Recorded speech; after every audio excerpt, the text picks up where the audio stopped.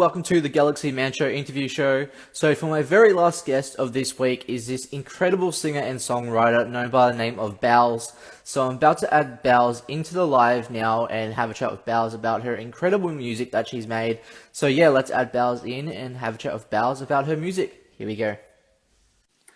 Hello. Hello, how are How's you? it going? Yeah, really good, thanks. Oh, Awesome. great. Well, thank I get to get on here and chat with you. This is so yes. exciting. Thank you so much for joining my show, by the way, Belz. It Oh my means gosh, of course. so much. To Oh, people that don't know who you are, if you can give like a bit of backstory about yourself, and then we'll yeah, dive right into the questions. absolutely. Hi Awesome. everyone who's watching. Some of you follow me. Hi guys. Hi. My name is Belz. I'm a singer-songwriter. I've been writing music for the past maybe 2 years now. But I've been singing and performing and writing music since I was about 5 to 10 years old. That's when I kind of started taking my lessons and stuff. And then by the age of like 12, I started performing and writing my own music. And since then, I've kind of that's just been a passion of mine. And I've been releasing some music. I have 3 songs out now. They are called Dirty Sneakers, Tip of My Tongue, and Psycho. And I'm gearing up to release my 4th song, Arrogant. Hi. Yeah, so that's who I am, and it's a really great opportunity to talk with you, and thanks for having me on. You're very welcome. So we'll dive right into the questions now, Belz. Yeah. So for my very first question, so you've actually created an original song called "Peace My Life." What was it like coming up with the idea of wanting to create this song in the first place, and what's the whole meaning behind this song? Yeah, so that's a song that I wrote quite a bit ago. I wrote that song, I would say, in maybe 2016, 2017, and it was one of actually it's one of my favorite and most challenging pieces that I've ever actually written. I think I wrote that right after I'd been taking lessons with my piano teacher. His name is Yuri Najoma at Onset School of Music in Wakefield, and we had just got done doing a Stevie Wonder piece. So that's kind of where that came from. As if you've listened to it, it's a very jazzy, and it has a lot of jazz elements like that and Stevie Wonder stuff. So that's kind of where I came from with that, and I wasn't really expecting to write a song along those lines. I'd never written anything jazz type, like stuff like that before. So when I wrote that song, I went at it with the intent of writing something very jazzy and different than the stuff that I usually do. So that song, I began to write it with that kind of going along those lines. And lyrically, I'd say I kind of wanted to write something about the way that your life and what you want to do is what you want to do, and no matter how many other people are influencing that and your own decisions, it's still your life, and you want to kind of flock to the people that inspire you and drive you and allow you to do the things that you want to do with your life. So that's kind of what that song is about. It was a really great time writing that, and yeah, check it out if you haven't heard it already. It's up on YouTube. I actually just released a newer version of it since I hadn't done it since I actually performed it at Berklee College of Music in 2017.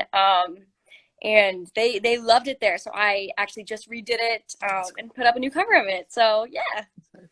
Awesome. Sounds like our very next question. So, you have also created a song called Psycho, as you mentioned.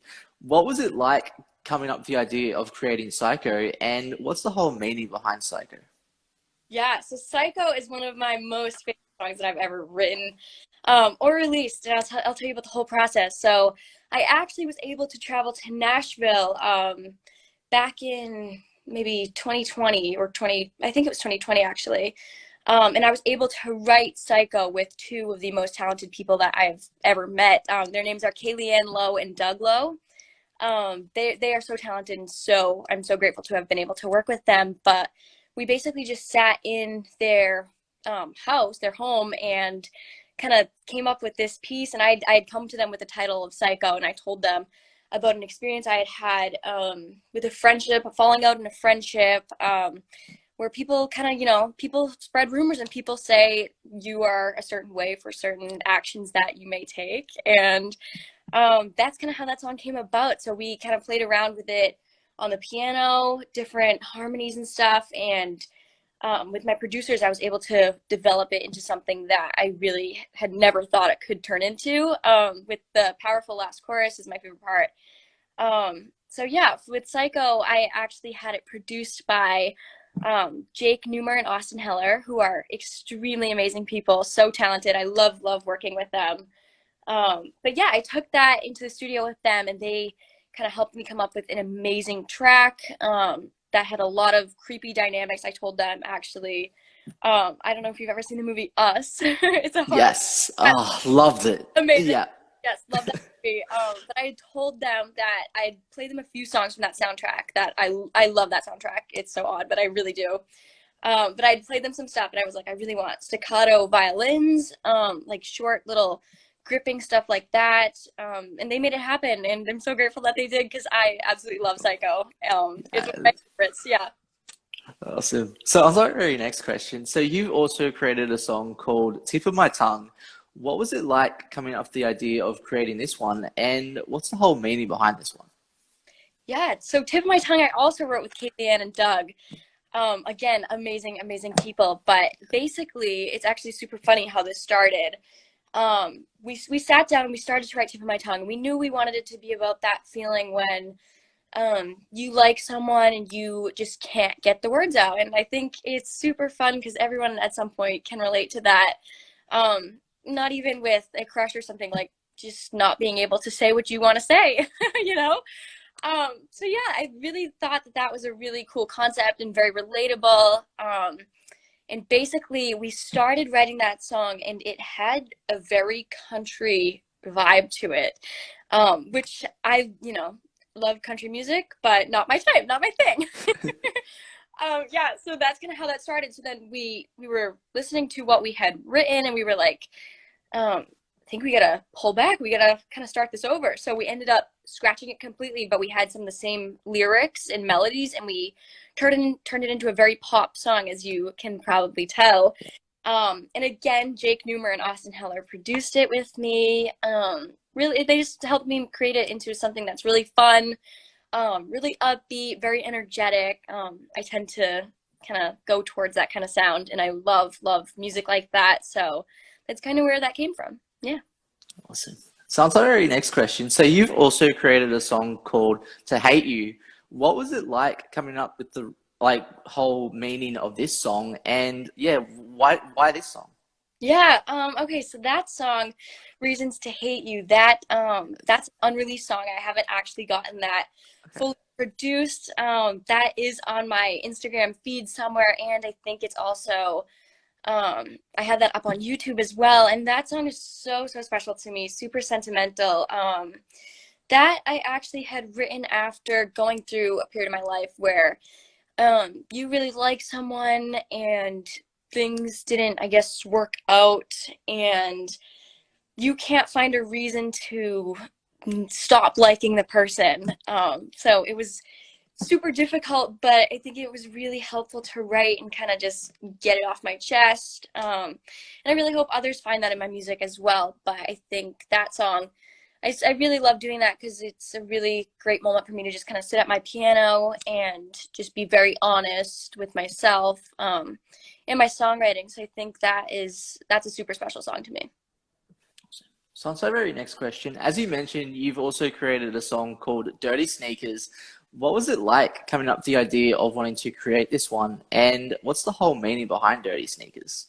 Yeah, Dirty Sneakers is definitely my favorite, one of my favorites out of the songs I wrote. I wrote that song with Jake Newmer, Austin Heller, and Paula Winger, all amazingly talented human beings. And Dirty Sneakers, so I came to them with the title, and I was like, I think this song could be super fun and kind of that confidence boosting song that's like, you like someone, but they're with someone else who, it's not the vibe.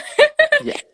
Kind of high maintenance, and you're the person who's not afraid to relax and chill out and wear dirty sneakers. So that's where that came from, and we wrote it, and we came up with a really cool demo on the spot. And yeah, it was so much fun, and that was my first ever song, so that will always have a really special place in my heart because that was the first song I had, come up with and produced and actually released. I'd written so many songs, but that was the first one to be officially released. So I'll always love Dirty Sneakers. But yeah. That's awesome. So on to our next question. So as you mentioned, you have a new song release coming out April 14th called Arrogant. What little tease can you give us like about Arrogant? Yes. Okay. So Arrogant, I have a few previews up on my TikTok, Instagram. So anyone watching, you should definitely check it out. But Arrogant is so much fun. I wrote Arrogant alone over the summer, and I took it actually to a local recording studio producer in Boston. And I went and I sat very hands-on the entire time working on the track, saying, I like that bass, add this bass line, make that hit more. I want that to sound like more funkier, Jackson 5 type stuff. It was a very hands-on process, and then I recorded vocals there, and we got it done over the course of about maybe 3 to 4 days. Yeah, it was super amazing. The song is really about that feeling when there's someone in your life that thinks that everything you say or do is about them, and you're like, no, it's this isn't about you, you know. So it's like, stop being so arrogant and thinking that the things that I do are about you. And I think it's super fun. Not meant to be a negative song at all. It's very, very fun, very upbeat, very energetic. Yeah, it's one of those songs that you can hopefully dance to and yeah, have fun with. Awesome. So on to our next question. So what made you decide as a person and especially as a music artist to get into the whole music scene in the first place? Yeah, I've always loved music growing up. Like I would always watch, shows on like the Disney Channel and Nickelodeon. I thought there were so many shows where, the characters or actors were singers and dancers, and I thought that was something that everyone did. So I had actually signed myself up when I was, I think, like 10 years old for about every instrument in the book with lessons, drums, like bass, everything at a local studio. That's And the owner actually called my mom and was like, "Is this real? Like, what's going on here?" Yeah, so I ended up narrowing it down, and I ended up sticking with voice, piano, and guitar. And I just stuck with that my whole life. And I still go back and take lessons at the studio. It's in Wakefield, Massachusetts. Such an amazing place. So many amazing teachers that really inspired me and made me who I am and the artist that I am and want to be. I still look up to them so much. Yeah, so that's kind of where my dream came from, and watching shows like The Voice, American Idol, everything. I watched all of that, and just kind of that's what I did. awesome. So on to our next question. So who would be your all-time inspirational person or music artist that you look up to and why? Okay, there's so many people: Ariana Grande, Christina Aguilera, Michael Jackson. I think I'm gonna go with Michael Jackson because of the artistry that really is there. There's so much. Just the way that he analyzed the greats that came before him, and every song. I remember reading a book, and it was like every song that was in like the top 10 or the top 20 charts, he would take those songs and listen to them over and over again, look at what made them great, what made them stand out. And I try to do that. I really try and look at those above me succeeding and doing so amazingly, and I try and emulate that in some of my work. Dua Lipa, I think she's amazing. I really think in Arrogant you might find some Dua Lipa vibes in there. I really love all of that, but I think he definitely had such a craft to it, and something that I really admire and try to emulate. Awesome. So on to our next question. So if you could work with any top three music artists in the music industry, who would they be and why? Okay, I'm gonna say Grande because she is Yes. outstanding. She is such a queen. She can literally sing anything, and I think I could learn so much from her vocally. Production wise, I love to include everything with a lot of harmonies, and I think she's the queen of that. So I think we could do something super cool one day. Second, you're gonna laugh at this, but Pitbull. I love That's Pitbull cool. so much. He collaborates with so many people, and he has never released a bad song. So I would have to say Pitbull. And third, who else would I collaborate with? I'm gonna say Tori Kelly. She is so Yes. fantastic. And she can sing anything. And I think, yeah, she is so cool, and I would love to do something. That's cool. I love the choices. Yeah. Amazing. Yes. So after us, with with the next question. So if younger you could like say any advice to yourself, like younger Bells could say any advice to yourself, what like advice would you give yourself to this day? Oh my goodness. I would have to say that I would tell myself to um keep pursuing and not give up on, things that I want to do in any field that I want to go in, especially music. It's very hard sometimes. You have to have really tough skin. And I think I would tell myself just to keep going and, your day will come. And I think that is something that really I need to remind myself of quite often. Awesome. So on to our next question. So if you could go anywhere on tour and take your music any country, where would you want to go to and why? That's a fun question. I like that. I think I would go to Italy. I am Italian. Yes. Grandfather is from Sicily, so I think I would have to go there, and I would love to do that and be able to connect with my roots and explore that more. So I think that would be super cool. Awesome. So on to our very next question. So if you could give any advice to anyone that wants to start out in the music industry, what advice would you give them and why? I would say not to compare yourself to others because it's very difficult to look at how other people are succeeding. And some people are growing faster, or some people have this, and some you don't have this. But I think it's very easy to compare yourself and let that bring you down and become competitive. I'll admit I am a competitive person, so I do that too often. But I attended a Soul Cycle class, and the instructor, who's all of the instructors are amazing, but he said when you start to lift up others, you will be more lifted up yourself. So I've been thinking about that all the time, and I try and do that. And I would tell other people that, it's more enjoyable when you lift up others and you just do things for you.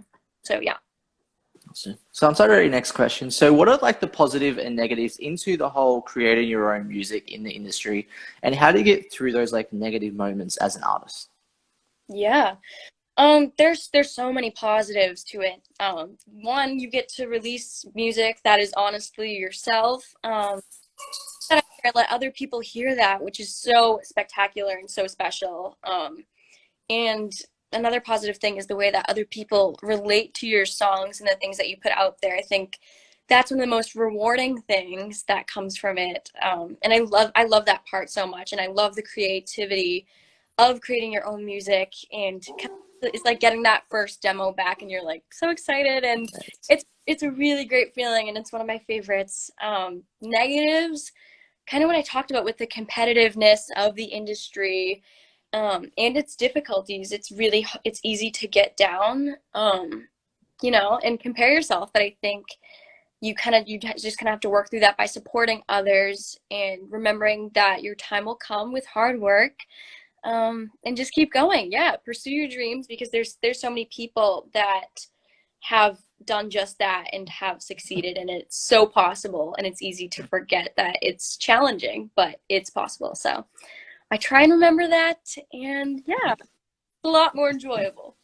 Yes, awesome. So on to our very last question. So what's next for Bells, like for the rest of 2022 that you would like to announce on the show? Yeah, so I hope to be releasing music more persistently, continuously. So after Arrogant, I will tell you I have another song coming. It's called Thing, and it's very fun. It's more mellow, and it's kind of about that feeling where you are with someone, and that things might be easier if it's kept as a instead of made official. And I think that's something that I know so many people fit and they really like to make music. So I'm super excited for y'all to hear that after Arrogant, but pre-save Arrogant. It's coming out April 14th. And then after that, I hope to just continuously release music. Um, yeah, and create stuff and collaboration. I really want to start collaborating more with other artists. So yeah. That's cool. So I just want to say thank you so much, Belz, for appearing on my show. It Oh, has been such an incredible pleasure having you on. thank you. Do you have like any last final thoughts or anything that you would like to say to people on the show? Yeah, thank you so much for watching. Anyone that watched and left a nice comment, thank you all. I'm super grateful for you asking me to come on and chat with you. Very welcome. I really loved all your questions. Yeah, I would love to do it again sometime, but thank you so much. You're definitely welcome. Guys, I just wrote the best Screw You song of 2022, and I'm gonna play it for you right now. I've given you a minute, 24 hours. Don't be so sour, but that's just one. Well, now you're gonna quit it. Oh, you're hallucinating. Is there some game that you're playing? Cause if so, now I don't get it. Stop and take a little time to see the time that's past us. Don't be so conceited. No, not everything's about you. I think it's fun